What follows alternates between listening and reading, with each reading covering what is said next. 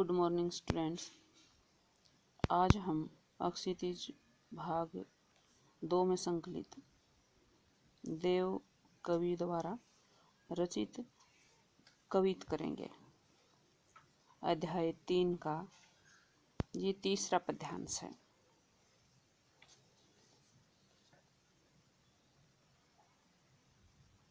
फटिक सिलानी सो सुधारियो सुधा मंदिर, उद्धि दद्धि को सो अधिकाई उमंगे आमंद, बाहर ते भीतर लो भीति न दिखाई देव, दूध को सो फैन फैलो आंगन फरस बंद, तारा सी तरुणिता में ठाडी झिल्ली मिली होती, मोतिन की ज्योति मिलो मल्लिका को मकरंद, आरसी से अंबर में आभासी उजारी लगे, प्यारी राधिका को प्रतिबिंब सो लगत चंद। इस पद्यांश में, इस कवित में कवि बताना चाहता है कि आकाश में जो चांदनी है वो ऐसे फैली हुई है, चांदनी रात का वर्णन किया है कवि ने, कि वो बहुत अधिक सुंदर और सफेद है, स्वच्छ है, दूध जैसी स्वच्छ सफेद। और इसके अंदर कवि कहना चाहते हैं कि वहाँ एक महल बना हुआ है, वहाँ एक समुद्र है दही जैसा, राधिका है उस सुंदर महल के अंदर खड़ी हुई है, और राधिका के महल और राधिका की सुंदरता का कवि ने वर्णन किया है। आकाश की और चांदनी रात की सुंदरता को देखते हुए उन्होंने कल्पना की है। इसमें पूर्ण में उपमा अलंकार होगा। उस सुंदरता का वर्णन कवि ने किया है, कल्पना की है आकाश की सुंदरता की, राधिका के महल के समान।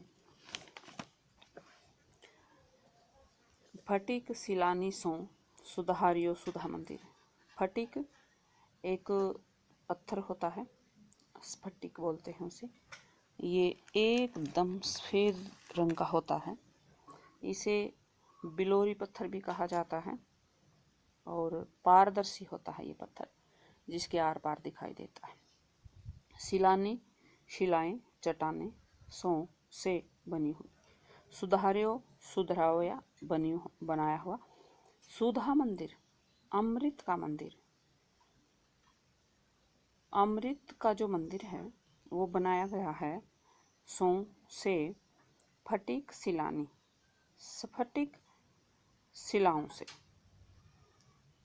सफेद रंग का जो स्फटिक है उस पत्थर की शिलाओं से बनाया गया है सुधा मंदिर, अमृत का मंदिर। अमृत का मंदिर क्यों कहा? वो अमृत जो होता है वो बहुत पारदर्शी होता है, साफ जल होता है, साफ, और उसके आर पार दिखाई देता है। इसी प्रकार से जो स्फटिक होता है तो उसके आर पार दिखाई देता है, पारदर्शी होता है। कहते हैं कि जो सुधा मंदिर है वह स्फटिक की शिलाओं से बनाया हुआ है। उद्धि दधि को सो अधिकाई उमगे आमंद। उद्धि सागर, दधि दही, को सो को दही उद्धि, दही का सागर, दही का सागर, सो अधिकाई उमंगे उमंग, के समान, अधिकाई अत्यधिक, उमंगे उमंगे उठना, उमंगे आना, आनंद की उमंगे, ऐमंद जो कभी मंदी नहीं पड़ती, जो कभी मंदी नहीं होती, ऐसी उमंगे, अधिकाई अत्यधिक। वहाँ जो दृश्य है आकाश का, वहाँ सुधा का मंदिर है, वो पारदर्शी जो स्फटिक है उसकी शिलाओं से बनाया हुआ है, और वहाँ ऐसा लगता है कि दही का जो समुद्र है उसमें अत्यधिक उमंगे उठ रही हों, आनंद की उमंगे जो कभी मंदी नहीं होती। समुद्र जल का समुद्र होता है, उसमें लहरें उठती हैं, लेकिन यहाँ कवि ने कहा है कि दही का समुद्र है। दही का समुद्र क्यों कहा? आकाश में इतनी स्वच्छता है, इतनी साफ है, इतना साफ है आकाश, इतना धवल है, इतना श्वेत है कि वह ऐसा लगता है कि दही का समुद्र हो। और उसमें दही के समुद्र में क्या उठ रहा है? उमंग। वहाँ इतनी पवित्रता है कि पवित्रता, श्वेत श्वेत का अर्थ होता है कि पवित्रता। वहाँ इतनी पवित्रता दिखाई है कवि ने कि उसमें आनंद की उमंगें उठ रही हैं।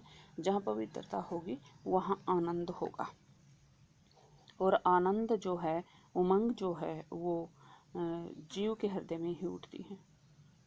और यहाँ उमंगे कहा है कवि ने, तो इसका अर्थ है कि वहाँ जीव भी उपस्थित होंगे, या हम मानव जो देख रहा है वहाँ की सुंदरता को, तो उसके मन में उमंगें उठ रही हैं।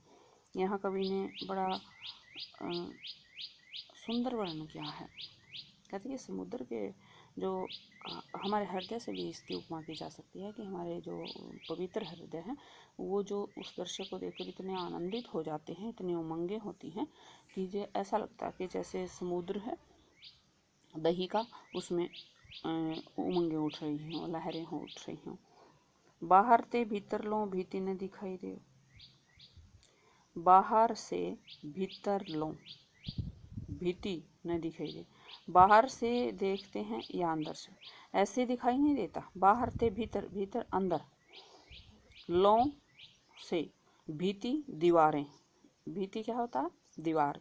न दिखाई, दिखाई नहीं देती। देव जी कहते हैं, कवि देव जी कहते हैं कि बाहर से भीतर की जो दीवारें हैं वो दिखाई नहीं देती, यानी वो इतनी पारदर्शी हैं कि ऐसा लगता है कि वहाँ दीवारें ही नहीं हैं। दूध को सो फैन फैलो आंगन फरस बन। दूध को सो फैन, फैन होता है झाग, फैलो होता है फैला हुआ है। किस जैसा? दूध को सो, दूध जैसा। वहाँ दूध जैसा जो झाग है वो फैला हुआ है। आंगन, आंगन में। फरस बंद, फरस बंधा हुआ है। फरस बांधते, पत्थरों से फरस बनाया जाता है जिस प्रकार से, लेकिन वहाँ किससे बनाया गया है? फरस बनाया गया वहाँ झागों से, दूध के झागों से। दूध के झाग से जैसे फरस बनाया गया हो, वहाँ का आंगन इतना स्वच्छ है, इतना श्वेत है, इतना सुंदर है, जैसे दूध के झाग से बनाया हुआ आंगन हो, वहाँ फरस बना दिया गया हो। फरस बंद होता है, एक ऊंचा स्थान बना देना फरस में, तो वहाँ ऊंचे स्थान पर जैसे आंगन बनाया हुआ है। और किससे बनाया हुआ है आंगन? आंगन का जो फर्श है दूध के फैन से। फैन क्या? झाग। तारासी तरुणी तामे ठाडी झिली मिली होती। तारासी तरुणी तामे ठाडी झिली मिली होती। मोती की ज्योति मिलो मल्लिका को मकरंद। कहते तारासी, तारा के समान। आकाश में क्या फैले हुए हैं? तारे फैलते हैं चांदनी रात में। तो ऐसा लगता है कि जो तरुणी है, तरुणी होता है एक यंग लड़की को कहते हैं, एक युवा लड़की को कहते हैं। बहुत युवा नहीं होती वो, कच्ची उम्र की जो लड़कियां होती हैं उनको तरुणी कहा जाता है। 15, 16, 17, 18 साल के आसपास की जो उम्र होती है वो तरुणी होती है। कहते तारा, तारा के समान तरुणी वह नारी, वह लड़की, वह कन्या जो तारा, वो है राधा है। राधा को कहा गया तारा के समान जो राधा है, तरुणी है। तामे ठाडी, उसमें खड़ी हुई है। झिली मिली, झिल मिला रही है, सुंदर लग रही है, होती है, हो रही है। कहते जो राधा है, तरुणी है, जो राधा है वो तारा के समान लग रही है। जैसे तारा है आकाश में, जो तारा चमक रहा है। तामे ठाडी, उसमें खड़ी हुई है। झिलमिली, बहुत सुंदर लग रही है, झिलमिला रही है। जैसे तारा झिलमिलाता है वो इस तरह से झिलमिला रही है, सुंदर लग रही है, चमक रही है। मोतिन की ज्योति मिलो मल्लिका को मकरंद। ऐसा लगता है कि मोतिन की ज्योति, मोतियों की का प्रकाश, ज्योति, चमक, मिलो मिल गया हो। मलिका को मकरंद, मलिका मलिका एक सफ़ेद रंग का फूल होता है। मलिका होता है एक सफ़ेद रंग का फूल, बेले की जाति का होता है, जो बेले की जाति का सफ़ेद फूल। और मकरंद होता है, मकरंद फूलों की महक। ऐसा लगता है कि मलिका जो एक फूल है उसकी महक किस में मिल गई हो, मिलो मिल गई हो मोतिन की ज्योति, मोतियों की चमक के अंदर। मोतियों की चमक और फूलों की जो महक है, वो भी मलिका फूल की जो महक है वे आपस में मिल गई हो। कौन कौन? महक और ज्योति आपस में मिल गई हो। किसकी ज्योति? मोतियों की ज्योति और मलिका नाम का जो फूल है उसकी महक आपस में मिल गई हो। इतनी सुंदर लगती है आकाश में खड़ी हुई जो तृणी है, तारे के समान। आरसी से अंबर में आभासी उजारी लगे।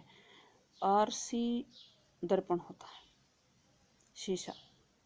दर्पण से अंबर में, दर्पण के समान अंबर में, आकाश में आभासी, आभा के समान, सुंदरता के समान स्वयं ज्योति ही आ गई हो, स्वयं आभा ही आ गई हो।